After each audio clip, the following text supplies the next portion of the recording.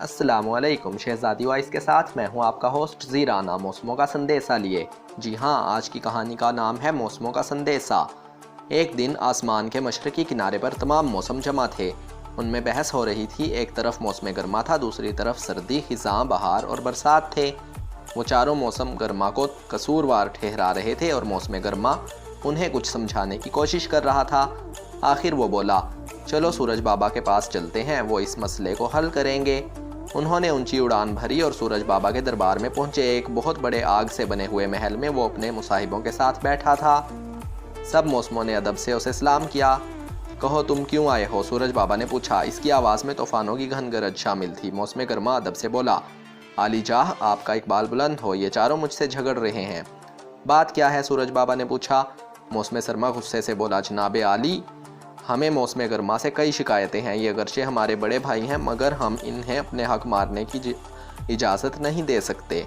ज़मीन पर पहले ही हम सब का वक्त मुकर्रर था। साल के 12 महीने हम चारों में तकसीम थे, लेकिन अब रोज़ बरोज़ ये साहिब अपना दौरानिया बढ़ाते जा रहे हैं, जिससे हमारी हक तलफी हो रही है और ज़मीन वाले भी तंग हैं। आप तो जानते हैं कि मौसम सरमा ज़मीन के लिए कितना ज़रूरी है।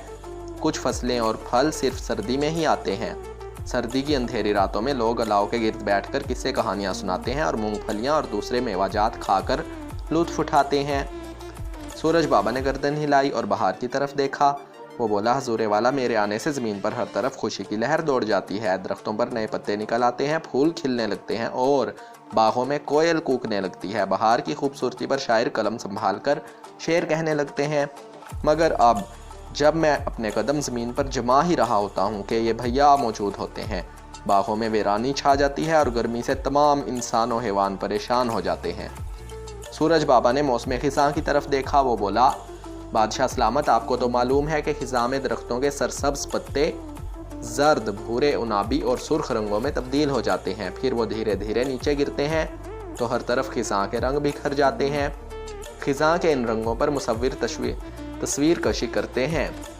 जब मेरे आने का वक्त शुरू होता है तो ये बड़े भैया किसी तरह जाने का नाम ही नहीं लेते। आखिर मेरी भी कोई हैसियत है? सूरज बाबा ने सर हिलाया और मौसम बरसात की तरफ देखा। उसकी आंखों से टप टप आंसू बहने लगे। वो रोते हुए बोला, जनाबे वाला, मेरे लिए तो पहले ही कोई महीने मखसूस नहीं थे। जनाबे वाला, मेरे लिए तो पहले ही कोई महीने मखसूस नहीं थे। कभी सर्दी तो कभी गर्मी में मुझे मौका मिल जाता था, मगर अब ये बड़े भैया तमाम वक्त विराजमान रहते हैं, जाने का नाम ही नहीं लेते। सब इनसे तंग आए हुए हैं। बरसात ज़मीन वालों के लिए बहुत अहम है। लहलहाती फसलें और सूखी ज़मीन मेरी वजह से ही सरसब्ज़ व शादाब होती हैं और सब्ज़ाज़ार में बहार आ जाती है। जब बरसात में छोटे मासूम बच्चे कागज़ की कश्तियाँ बनाकर पानी में छोड़ते हैं और छप छप करके खूब नहाते हैं तो ये मंजर सबको भाते हैं। मगर अब ये किस्सा पुराना होता जा रहा है। जब चारों मौसम अपना अपना दुखड़ा सुना चुके तो सूरज बाबा ने मौसम गर्मा की तरफ देखा। वो बोला, अली जा, आपको तो मालूम ही है, इसमें मेरा कोई कसूर नहीं। ये सब हज़रत इंसान की कारस्तानियाँ हैं। इनकी वजह से मौसमों का निज़ाम बिगड़ रहा है। तुमने इन लोगों को ये बात बताई है? सूरज बाबा ने पूछा। जी हाँ जनाब, मगर ये यकीन नहीं कर रहे।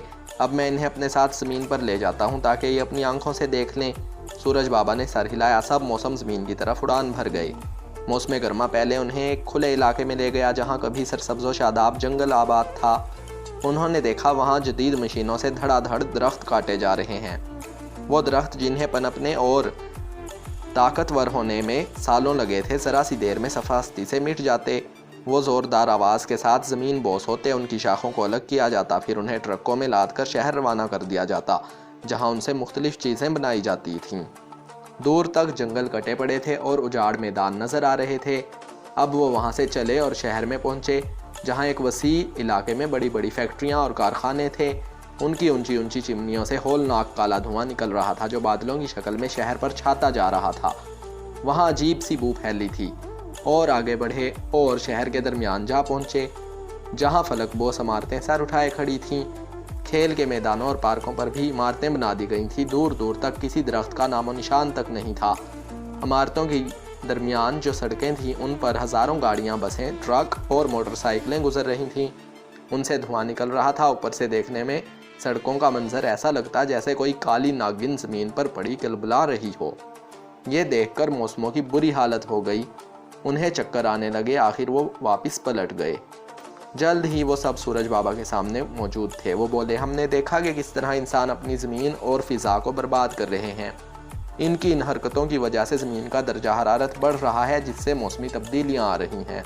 मौसम सरमा बोला, जी जनाब, हमारी समझ में आ गया है कि इसमें हमारे भाई मौसम गर्मा का कोई कसूर नहीं, ये इंसानों की गलती है। हम इन्हें पैगाम देंगे कि अगर इन्हें अपनी ज़मीन और अपने मौसमों को बचाना है तो माहौल दुश्मन कामों से बचें, फैक्ट्रियों, कारखानों और गाड़ियों के धुएँ को कम करें, फ़िज़ा को साफ़ सुथरा रखें और ज़मीन को जहरीली गैसों से बचाने के लिए ज़रूरी है कि हम सब शजरकारी करें, ज़्यादा से ज़्यादा दरख्त और पौधे लगाएं, गाड़ियों का इस्तेमाल कम से कम करें, कोशिश करें कि बाइसिकल चलाएं ताकि गाड़ियों का धुआं कम हो, फैक्ट्रियों, कारखानों के धुएँ के लिए खसूसी इक़दामात करें।